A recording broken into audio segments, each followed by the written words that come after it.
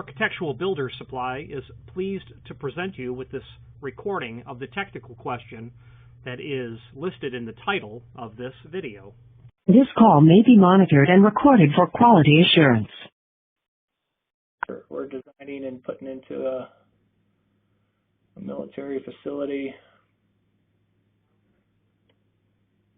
Not sure I can be much help when it comes to designing a lifting mechanism for a roof hatch that you're building. No, I guess let me be more specific. We've got it designed. We built the prototype already, and we used gas springs. And then I ran across your kits.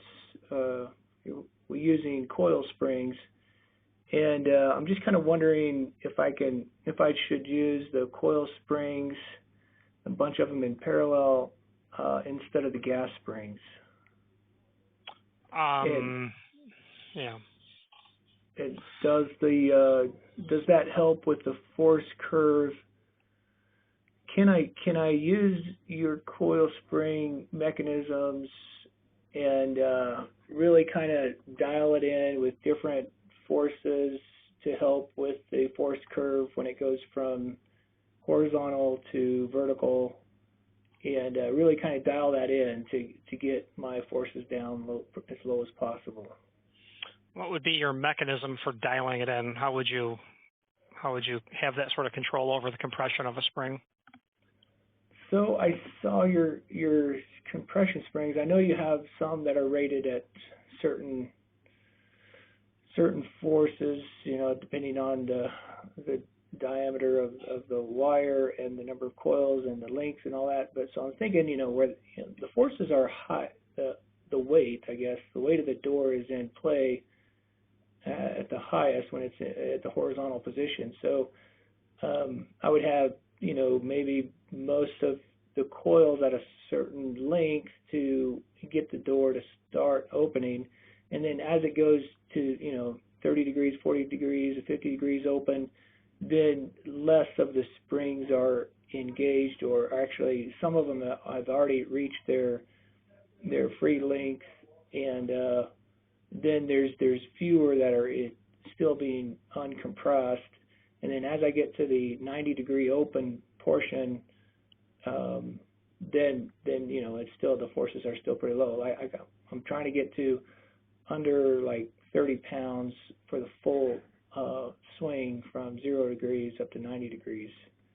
I just didn't know if you guys had equations to help with that, or calculations with that, or that I can dial that in using different size springs.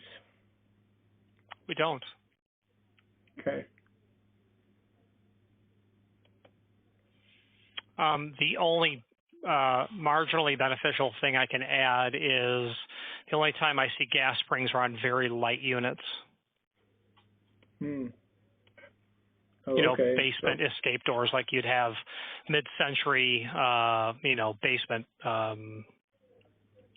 tornado sort of escape doors. Oh, interesting. Okay, gotcha.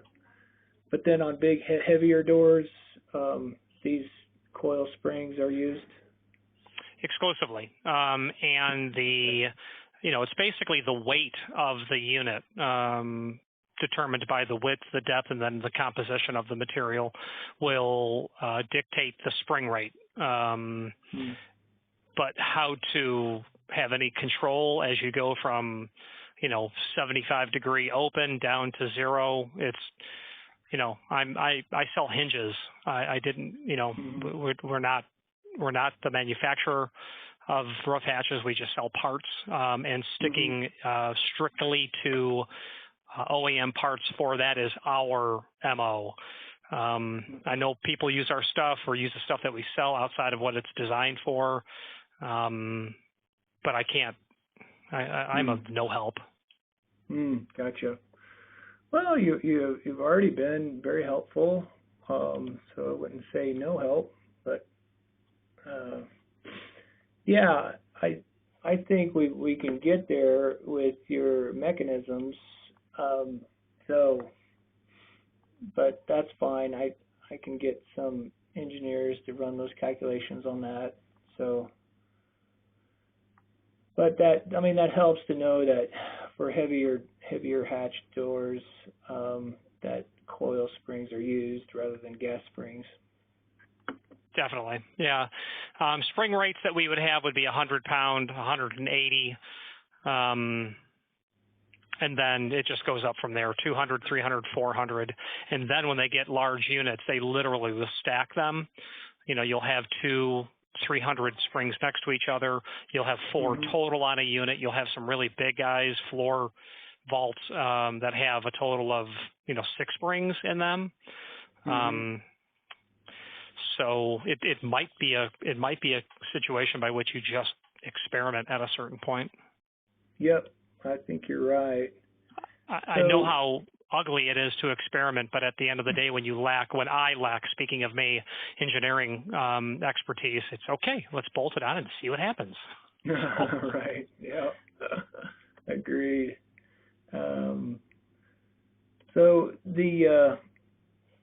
if do you guys have parameters, like if the door weighs 300 pounds or something, do you guys have a starting number of kits and a number of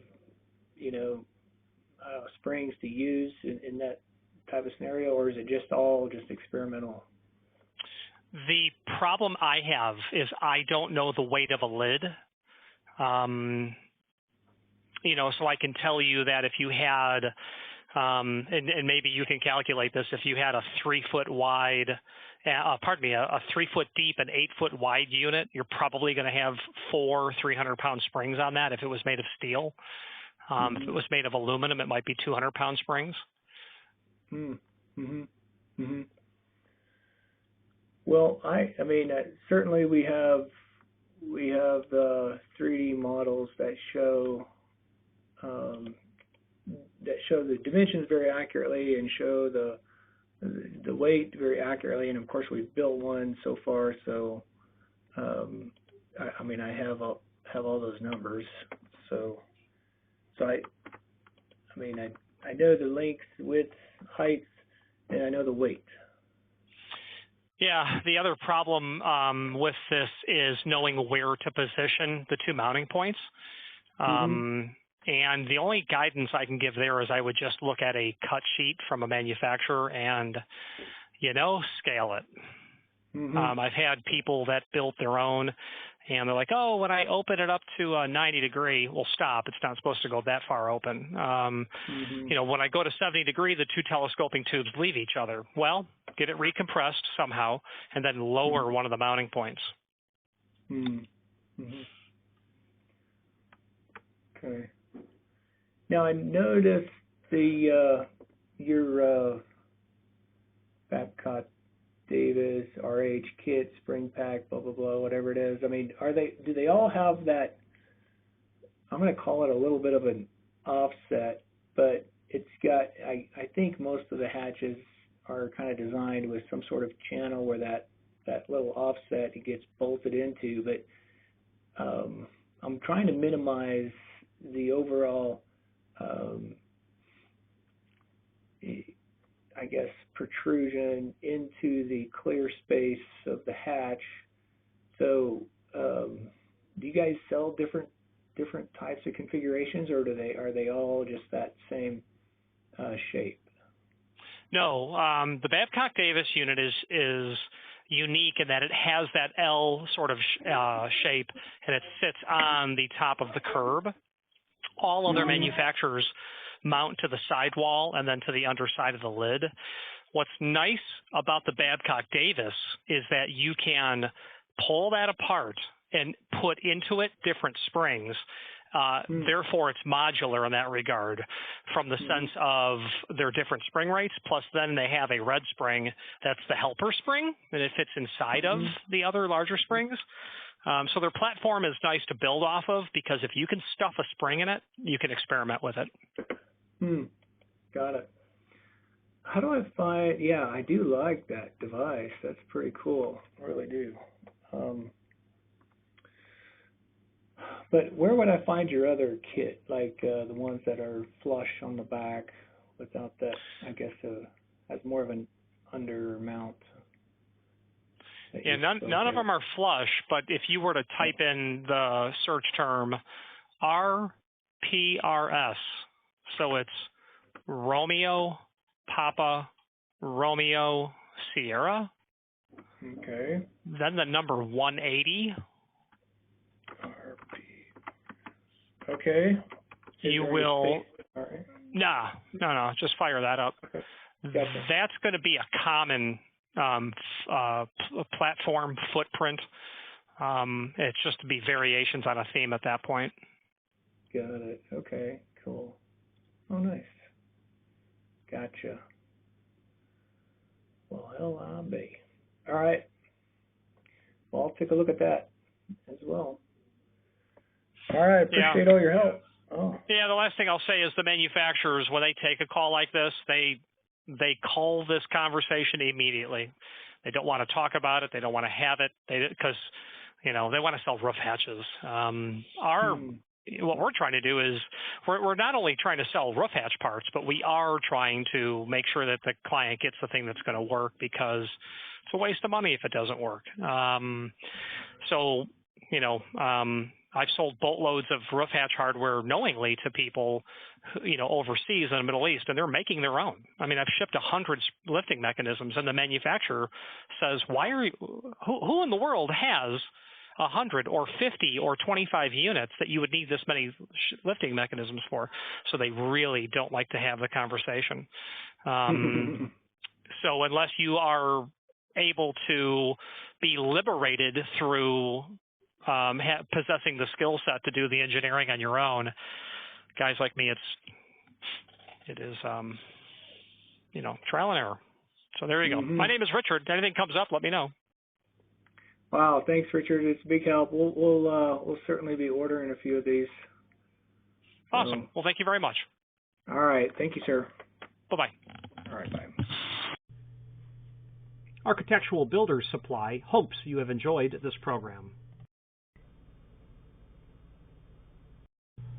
Again, thank you for watching, and if you've enjoyed this video, please click thumbs up, please subscribe, and maybe even send the video to someone that you know. Thank you.